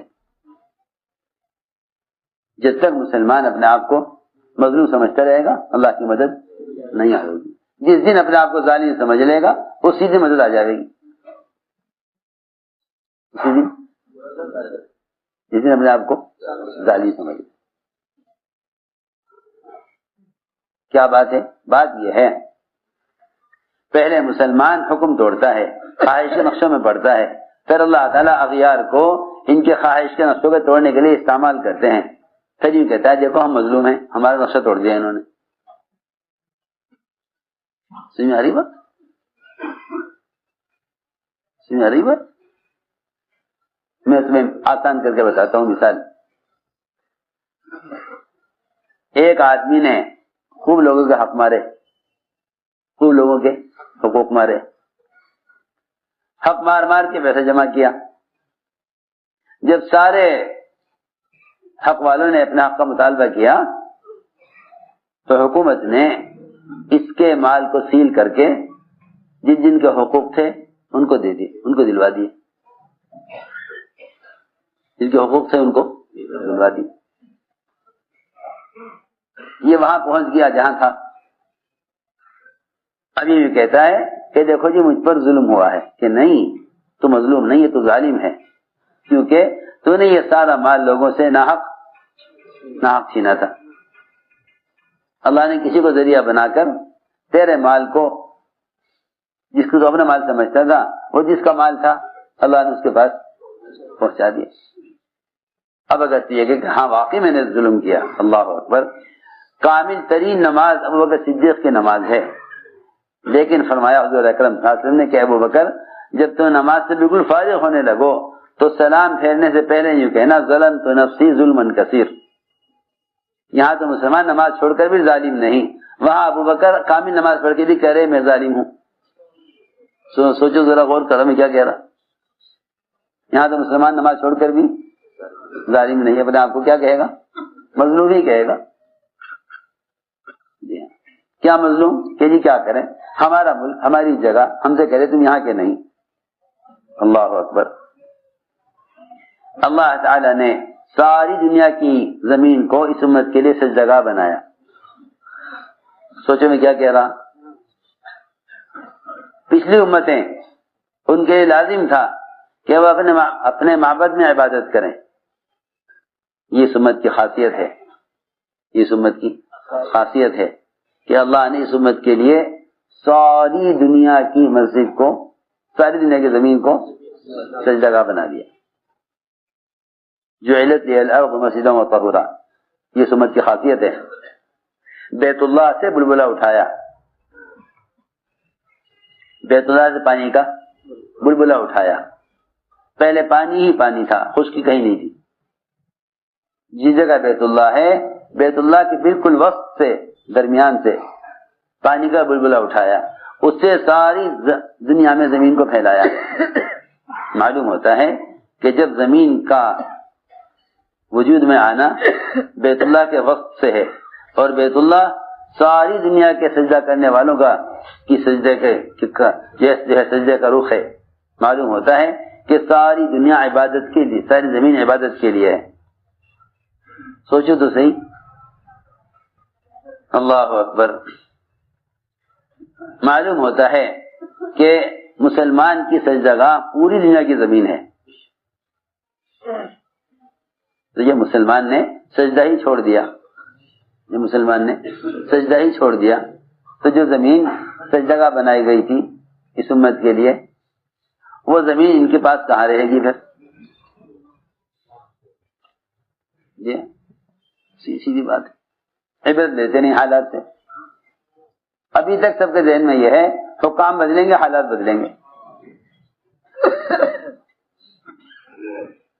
سب کے ذہن میں یہ ہے حکام بدلیں گے حالات بدلیں گے۔ میں نے عرض کیا کہ اس زمانے کا مسلمان اپنے آپ کو مظلوم سمجھ رہا ہے، اور جب تک مظلوم سمجھتا رہے گا اللہ کی مدد آئے گی نہیں۔ جس دن کہہ دے گا ہاں میں ظالم ہوں، اس دن اللہ تعالی اس پر مہربان ہو جائیں گے کہ میرے بندے نے اپنے جرم کا اعتراف کر لیا۔ جرم کا اعتراف اپنے آپ کو ظالم کہنے میں ہے، مظلوم کہنے میں نہیں ہے۔ جرم کا اعتراف کس میں ہے؟ اپنے آپ کو ظالم کہنے۔ اس کو میں عرض کر رہا تھا کہ یہاں تو نماز چھوڑ کر بھی اپنے آپ کو ظالم نہیں کہتا۔ وہاں ابو بکر رضی اللہ تعالیٰ عنہ سب سے کامل نماز، اگر نبی کے بعد کسی کی نماز کامل نماز ہے تو وہ ابو بکر کی نماز ہے۔ وہ نماز ابو بکر کی نماز کامل نماز ہے۔ وہ اس نماز کے اختتام پر کہہ رہے ہیں ظلمت نفسی ظلما کثیر، میں نے تو ظلم کے پہاڑ توڑ لیے۔ کہ ایسا کیا ظلم کیا؟ کیا ظلم ہو گیا کہ اللہ کی عبادت کا حق نہیں ادا ہوا؟ یہاں نماز چھوڑ کر بھی ظالم نہیں، وہ وہاں کامل نماز پڑھ کر بھی اپنے آپ کو ظالم کہہ رہے۔ میں عرض کرنا چاہتا تھا، سمجھ میں آئی بات؟ کہاں سمجھ میں آئے گی؟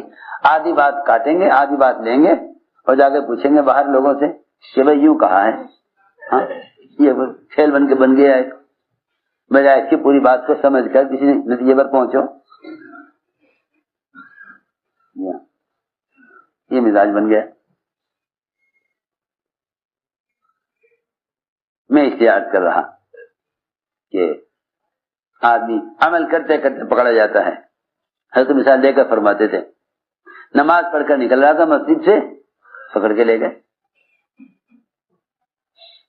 سب چیخیں گے، سب چلاویں گے، یہ خود بھی پریشان ہوگا کہ جی بالکل بے گناہ پکڑا ہوا ہے۔ بالکل کیا اللہ کو کیا پڑھی، اللہ کو کیا پڑھی کہ مسلمانوں کو بے گناہ حالات میں گرفتار کریں۔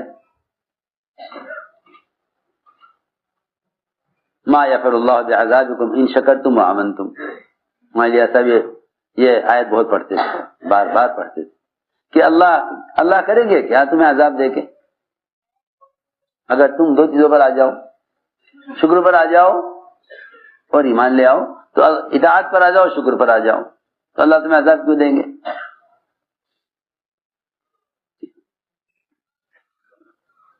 مسلمان شکایت کرتا ہے کہ بالکل بے گناہ پکڑا گیا ہوں۔ حضرت مثال دیتے فرماتے کہ ایک آدمی نے ایک بتی کاٹ لی، لال بتی، گزر گیا، اگلی لال بتی آئی اسے بھی کاٹ گیا، اور وہاں لگے ہوئے ہیں کیمرے، آج کل تو کیمرے لگے ہوتے ہیں نا، یہ خوش کہ چلو یہاں سے بچ گیا، یہاں سے بچ گیا، اگلی تیسری بتی پر لال بتی پر آ کے ٹھہر گیا، اسے نہیں کاٹا۔ یہاں اطاعت پر ہے، یہاں اطاعت پر ہے، کھڑا ہوا تھا، پولیس والے آئے پکڑ کے لے گئے، ادھر آ جاؤ۔ سارے دیکھنے والے کہہ رہے دیکھو یہ ظلم ہے، ہمارے سامنے کی بات ہے، ہم سب دیکھ رہے تھے، وہ لال بتی پر کھڑا ہوا تھا بیچارہ، اسے لے گئے پکڑ کے۔ جی ہاں، کیونکہ پیسے کمانے ہیں ان کو، تو کیا کرنے، پیسے کمانے ہیں، بیچارہ دیکھو لے گئے پکڑ کے۔ تم تو دیکھ رہے سارے کہ لال بتی پہ کھڑا ہوا ہے، وہ دیکھ رہے ہیں دور سے کہ بھئی یہ دو بتیاں کاٹ کے آیا ہے، اس پر نہیں پکڑ رہے کہ یہاں کھڑا ہوا تھا، اس پر پکڑ رہے ہیں کہ دو بتیاں پہلے کاٹ کے آیا ہے۔ اس لیے میں عرض کر رہا مومن وہ ہے جب کوئی حال آئے گا اپنے زمانے کو، پچھلے گزرے ہوئے زمانے کو دیکھے کیا کر کے آئے۔ تو حالات عبرت کے لیے ہوتے ہیں، جو حالات کو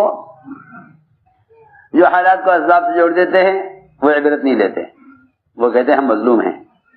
جو حالات کو اعمال سے جوڑ لیں انہیں عبرت ہو جاتی ہے، وہ اللہ کے سامنے حالات کی وجہ سے توبہ کر کے اپنے آپ کو ظالم قرار دے کر توبہ کر لیتے ہیں۔ یہ تھی بات۔ اس لیے میرے دوستوں عزیزوں، سب سے بنیادی بات یہ ہے کہ ایمان سیکھو، ایمان. اور مومن واقعی وہی ہے کہ جس کو جو حالات سے عبرت لے، حالات سے عبرت لے. میں کیا بتاؤں، ہم سمجھتے ہیں حالات مصیبت ہیں، حالانکہ حالات نعمت ہیں. حالات نعمت ہیں. لوگ سمجھے حالات مصیبت ہیں، حالات نعمت ہیں. اللہ نے انسان کے جسم کو ایسا بنایا، میں عرض کرتا ہوں ایک بات، اللہ نے انسان کے جسم کو ایسا بنایا کہ اس کے جسم میں جو چیز خراب ہوگی یا بیمار ہوگی اس میں درد ہوگا، اس میں درد ہوگا. یہ درد فوراً متوجہ کرے گا کہ تمہارے گردے میں پتھری ہے. اگر پتھری سے گردے کا درد نہ ہو، میں مثال دے رہا ہوں آسان کرنے کے لیے بات کو، سارے بیان کا خلاصہ ہے یہ. اگر گردے میں پتھری سے درد نہ ہو تو گردے کے فیل ہونے کا پتہ ہی نہ چلے. چھوٹی سی پتھری اتنی سی کہے میں گردے میں، اور درد کتنا درد سخت ہوتا ہے جانتے ہو؟ اللہ، تڑپ کے رہ جائے آدمی. گردے کا درد بڑا مشہور ہے. دل کی رگیں بند ہو رہی ہیں خون کے آنے جانے کی، اللہ تعالی وہاں درد پیدا کرتے ہیں تاکہ جلدی سے علاج کر کے اس کی رگوں کو کھول دیا جائے. پورے بدن کا یہ حال ہے، پورے بدن کا یہ حال ہے. ذرا سا بولنے میں فرق آیا، ڈاکٹر کہتے ہیں کہ اسٹروک ہوا ہے دماغ میں، ذرا جلدی سے علاج کرو، دماغ میں اسٹروک ہوا ہے. بس یہ بات میں یاد کر رہا کہ یہ ایک اللہ نے انسان کے جسم میں نظام رکھا ہے کہ جو آدمی بیمار ہوگا اس کی بیماری کا الارم درد سے بجے گا. یہ درد کی وجہ سے علاج کرائے گا. درد کیسے علاج کرائے گا؟ اگر درد نہ ہو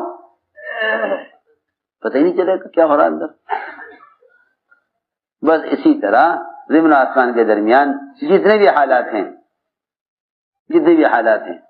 وہ سارے حالات انسان کے کو اعمال کی طرف متوجہ کرنے کے لیے ہیں. سمجھتے تھے یہاں ان حالات سے عبرت لے کر عمل ٹھیک کر لو، ورنہ اسی حال میں قبر تک پہنچ جائے گا. اسی حال میں قبر تک پہنچ جائے گا. اسی حال میں قبر تک پہنچ جائے گا. اس لیے دوستو عزیزو، نقل حرکت اس لیے ہے چل پھر کر حالات کو دیکھو. ان حالات کو دیکھ کر آج کل کے لوگوں کا حال یہ ہے کہ وہ ان حالات سے بجائے اللہ کے قریب ہونے کے اور دور ہو جاتے ہیں. کیوں؟ کہ وہ حالات کا حل اللہ کے غیر میں تلاش کرتے ہیں. جن کے اسباب غرق ہو جاتے ہیں وہ نئے اسباب تلاش کرتے ہیں. جو بھی نقصان کو اسباب سے جوڑتا ہے نا، وہ اور مزید اسباب لاتے ہیں. وہ کہتے ہیں یہ اسباب صحیح نہیں ہے، اور اسباب لاؤ.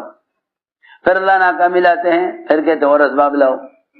بعض سے بیچارے ایسے ہیں جو اس سے تنگ آ کر ان کے پاس کوئی سبب نہیں رہتا سوائے خودکشی کے، کہ آخر میں لا کر اپنے آپ کو ختم کر لیتے ہیں.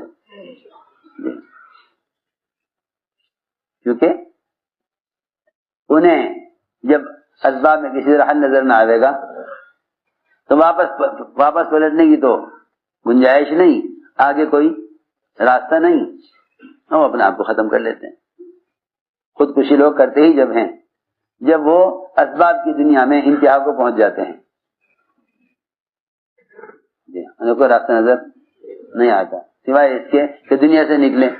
حالانکہ دنیا سے نکلنا مسئلے کا حل نہیں ہے. دنیا سے نکلنا مسئلے کا حل نہیں ہے. اس لیے میرے دوستو عزیزوں، اللہ کے راستے کی نقل و حرکت اس لیے ہے تاکہ تم اللہ کی قدرت کی نشانیوں سے عبرت لو. قدرت کی نشانیوں سے عبرت لو. قدرت کی نشانیوں سے عبرت لو. اچھے اور برے حالات علم میں رسوخ پیدا کرنے کے لیے ہیں. جو حالات کا مشاہدہ کریں گے اللہ کے راستے میں نکل کر، انہیں معلوم ہوگا کہ نہ ماننے والوں پر کیا عذاب اور کیا نقمتیں ہیں اور ماننے والوں پر کیا نعمتیں ہیں.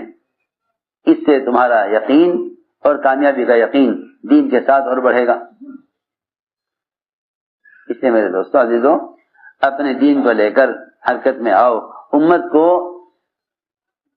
کو ڈوبنے سے بچانے کے لیے، امت کو ڈوبنے سے بچانے کے لیے یہ راستہ نہیں ہے کہ آدمی صرف یہ سمجھ لے کہ اگر ہم نے مادی اسباب حاصل کر لیے چھین جھپٹ کر تو ہم کامیاب ہو جائیں گے. اگر اس سے دنیا کی 4 روزہ زندگی بن بھی گئی تو آخرت کے بننے کا تو اس سے کوئی تعلق نہیں ہے.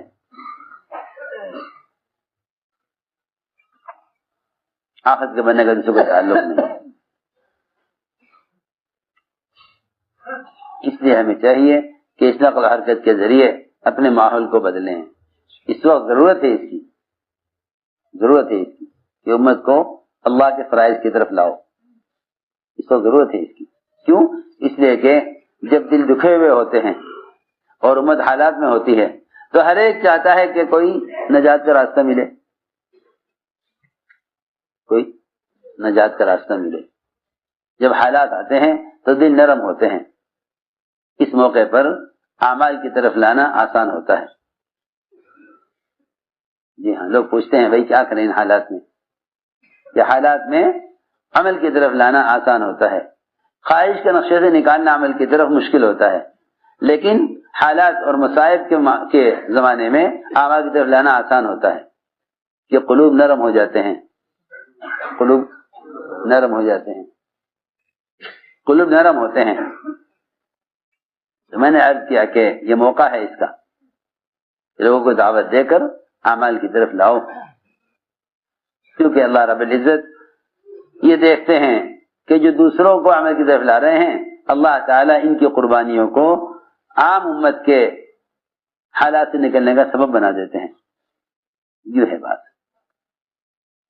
اکرمہ جب اسلام سے بھاگے، ابو جہل کے بیٹے، تو کشتی میں طوفان آ گیا، یہ ڈوبنے لگے.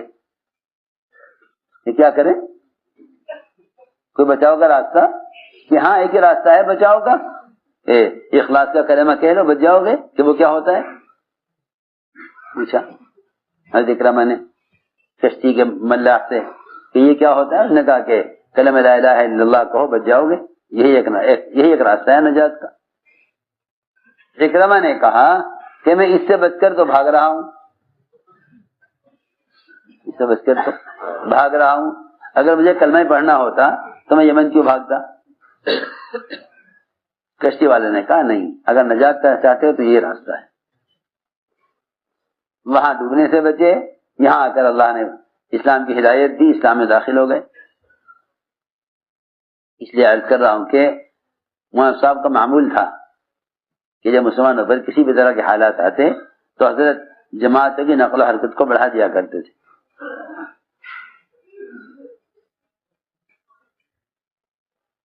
یہ نہیں کہ حالات میں آج کل لوگ وظیفے پوچھ رہے ہیں. آج کل لوگ وظیفے پوچھ رہے ہیں، وظیفے کہ بھائی کوئی وظیفہ بتاؤ جس سے بیٹھ کے پڑھنے. کوئی کہہ رہا یہ ختم کر لو، کوئی کہہ رہا وہ ختم کر لو، کوئی کہہ رہا یہ ختم کر لو، کوئی کہہ رہا وہ ختم کر لو. اور میں یہ سوچتا ہوں، میں نے کہا جن فرائض کے چھوڑنے کی وجہ سے حالات آ رہے، کیا یہ حالات وظائف سے ٹھیک ہو جائیں گے؟ سوچو تو صحیح. حالات آ رہے ہیں فرائض کے چھوڑنے سے ٹھیک ہو جائیں گے وظائف کے پڑھنے سے؟ لو تو بات بھی ہے بنا. جی ہاں، پوری رات بیٹھ کے یہ وظیفہ پڑھ لو حالات ٹھیک ہو جائیں گے. ارے تم پوری رات پڑھ کے سوتے آرام سے، اٹھ کے فجر کی نماز پڑھ لیتے، اللہ اسی پہ حالات بدل دیتے. سے پڑھ لے، اسے پوری رات کی عبادت کا اجر ملتا ہے. میں یہ کہنا چاہتا ہوں کہ اس زمانے میں فرائض سے زیادہ آسان وظائف ہیں. ہاں جی، کوئی وظیفہ بتا دو، مشائخ بزرگوں کے پاس جائیں گے کہ جی یہ حالات ہو رہے ہیں اس وقت، مسلمانوں پر کوئی وظیفہ بتاؤ، کوئی وظیفہ. حالانکہ سب کو یہ بتانا چاہیے کہ حالات فرائض کے چھوڑنے کی وجہ سے ہیں. تم جاؤ، نکل جاؤ اپنے مکان گھر چھوڑ کر اور لوگوں کو دعوت دے کر فرائض کی طرف لے آؤ. میں تمہیں کیا بتاؤں، پتہ نہیں سمجھ میں آئے گی بات یا نہیں. رات میں یہ سوچ رہا تھا، سن 47 میں جب ملک تقسیم ہوا، 46 کی حضرت کا بیان مولانا صاحب کا، ایک سال پہلے 46 مولانا صاحب کا بیان. حضرت کہہ رہے مجمع سے میں تم سے خدا کی قسم کھا کر کہہ رہا ہوں، اس وقت تھوڑا سا پیسہ لے کے ملک کے اندر نکل جاؤ، ورنہ سارا کچھ چھوڑ کے ملک سے باہر نکلنا پڑے گا. یہ حضرت 46 کا بیان ہے. قسم کھا کے فرمایا مجمع سے، میں تم سے خدا کی قسم کھا کر کہتا ہوں، اس وقت تھوڑے سے پیسے لے کر ملک کے اندر نکل جاؤ اللہ کے راستے میں. اگر یہ نہیں کرو گے تم اب، تو تمہیں سب کچھ چھوڑ کر ملک سے نکلنا پڑے گا. یہ حضرتیں 47 سے پہلے.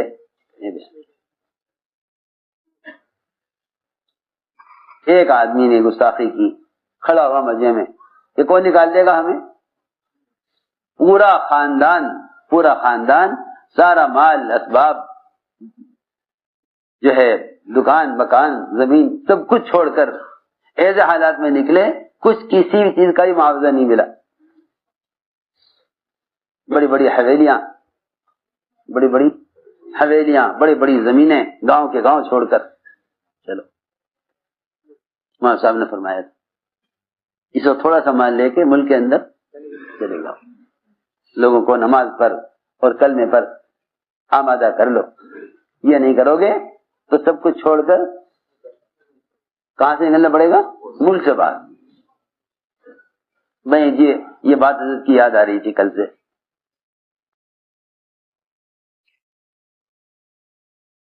یہ وقت ہے اس کا. ہم تو بات پڑھتے ہی ہیں، ہم تو روزہ رکھتے ہی. ارے تم نماز پڑھتے ہو، تم روزہ رکھتے ہو، تمہاری نماز روزے سے تھوڑی حالات بدلیں گے. تمہاری نماز روزے سے حالات تھوڑی بدلیں گے. تمہاری نماز روزے سے حالات نہیں بدلیں گے. تم دوسروں کو نماز روزے پر لے آؤ گے تو حالات بدلیں گے. یہ میں تم سے قرآن حدیث کی بات سیدھی کہہ رہا. قرآن حدیث بھرے ہوئے ہیں اسے کہ تم حالات سے اپنے اعمال کے ذریعے نہیں نکل سکتے. تم حالات سے جب نکلو گے، جب دوسروں کو تم غفلت سے نکال لو. اس لیے کہ اگر پیر کے انگوٹھے میں زخم ہے تو یہ نہیں کہا جاتا کہ پیر کا انگوٹھا بیمار ہے. میں نے کہا بھائی فلاں صاحب بیمار ہیں. فلاں صاحب کیوں بھائی، کیا کہتے ہیں؟ فلاں صاحب. دیکھو حالانکہ پیر کا انگوٹھا بیمار ہے، مگر بیماری کی نسبت پورے آدمی کی طرف کی جاتی ہے، پورے شخص کی طرف. ہماری بات سمجھ میں آ رہی؟ بیماری کی نسبت کی جاتی ہے پورے شخص کی طرف. فلاں صاحب بیمار ہیں، حالانکہ بیماری کہاں ہے؟ صرف پیر کے انگوٹھے میں. پیر کے انگوٹھے میں. بس حدیث میں فرمایا ساری دنیا بکھرے ہوئے مسلمان ایک جسم کے اعضاء کی طرح ہیں. اگر پوری دنیا کے کسی کونے میں بے دینی ہے تو ساری امت بیمار ہے. اگر بے دینی کسی ایک کونے میں، کسی ایک ملک میں ہے، تو ساری دنیا میں مسلمانوں کا دین ناقص ہے اور سارے مسلمان بیمار ہیں. یہ نہیں کہا جائے گا کہ فلاں ملک میں لوگ نماز چھوڑ رہے ہیں. ہماری بات ذہن ذرا توجہ سے سنو. سارا بدن صحت مند، پیر کے انگوٹھے میں زخم. ڈاکٹر کہتے ہیں اگر انگوٹھا نہ کاٹا گیا فوراً تو یہ بیماری بڑھ جائے گی، پیر کاٹنا پڑ سکتا ہے اور آگے جان کو بھی خطرہ ہو سکتا ہے. کیوں بھائی؟ ایسا ہی ہے نا. وہ پورے بدن کے تحفظ کے لیے پیر کے انگوٹھے کا علاج کرتے ہیں اور ہم یہ سوچ کے چھوڑ دیتے ہیں، ارے ہم تو نماز پڑھ رہے، کوئی نہیں پڑھ رہا تو کیا بات ہے، وہ جانے اسے اپنی قبر میں جانا، مجھے اپنی قبر میں جانا. کہ قبر کا تو معاملہ بعد میں ہوگا، پہلے دنیا جو جہنم بنی اس سے کیا کریں؟ ہاں سوچنے کی بات ہے. ایک بے نمازی کے نام سے 40 گھروں تک، اگر آپ کے محلے میں 40 بے نمازی ہیں تو کتنی نوسط ہوگی؟ اس لیے کہہ رہا ہوں کہ انفرادی اعمال سے مسئلہ حل نہیں ہوگا، انفرادی اعمال سے مسئلہ حل نہیں ہوگا. اللہ تعالی مسلمانوں کی مدد سارے باطل کے خلاف اس پر کریں گے کہ تم دوسروں کو ایمان عمل صالحہ پر آمادہ کرو، ورنہ قرآن نے صاف کہہ دیا کہ امت کسی بھی زمانے میں خسارے سے بچ نہیں سکتی جب تک دوسروں کا اعمال پر آمادہ نہ کرے، دوسروں کا اعمال پر آمادہ نہ کرے. اگر چاہو کہ حالات بدلے تو اپنے وطن چھوڑو اور نکلو اللہ کے راستے میں. عمل چھوڑنے والوں کو منکر کے ماحول سے نکالو اور عمل کے ماحول میں لانے کی محنت کرو، کیونکہ اس پر اللہ رب العزت حالات کو بدل دیں گے. کیونکہ اللہ تعالی مدد فوراً لے آتے ہیں ان مسلمانوں کے لیے جو دوسروں کو عمل پر لانے کی کوشش میں لگے رہتے ہیں. اور اگر دوسروں کو عمل پر آمادہ نہیں کرتے تو تم اپنی عبادات کے ذریعے مسئلے کو حل نہیں کرا سکتے، اپنی عبادت کے ذریعے مسئلے کو حل نہیں کرا سکتے. جتنی چاہے اعلیٰ نماز پڑھ لو، جتنا چاہے اعلیٰ ذکر کر لو، حالات تمہارے اعمال سے بدلیں گے نہیں، حالات عمل سے بدلیں گے نہیں جب تک دعوت پر نہیں آؤ گے. یہ اللہ تعالیٰ کا ضابطہ ہے، یہ اللہ تعالیٰ کا ضابطہ ہے، یہ کوئی کہنے کی بات نہیں ہے. قرآن حدیث سے بھرے ہوئے ہیں، قرآن حدیث سے بھرے ہوئے ہیں. اللہ نے قسم کھا کر کہا ہے قرآن میں کہ اگر دوسروں کو اعمال پر آمادہ نہیں کرو گے اور دوسروں کو اللہ کے فرائض پر نہیں لاؤ گے تو تم خسارے سے بچ نہیں سکتے. تم اس چکر میں ہو کہ حکام مان جائیں تو مسلمانوں کا حالات درست ہو جائیں. بس میرے دوستو اس کے لیے عزم کرو، ارادے کرو، اپنے وقت کو فارغ کرو امت کو ایمان اعمال صالحہ پر لانے کے لیے. ذمہ داری اپنی نہیں ساری امت کی ہے. اب ہمت کر کے فرماؤ، جو علماء ماشاءاللہ سال لگائے ہوئے ہیں وہ عرب سال کے لیے، اور جو علماء سال کے لیے آئے ہیں وہ سال پیش کریں. جو 4 ماہ لگائے ہوئے ہیں وہ بھی ملکوں میں کھلے خرچ کے ساتھ نکلیں. امت کو اللہ کے فرائض پر جمع کرنا یہ نقل و حرکت کا اصل مقصد ہے. تبلیغ کوئی مدرسہ تھوڑی ہے کہ آدمی نکل کے سیکھ لے پھر بیٹھ جاوے. وہ تو ایک مسلسل محنت ہے عمل کی فضا قائم رکھنے کی. اللہ رب العزت ہم سب کو ان تمام باتوں پر عمل کرنے کی توفیق عطا فرمائے.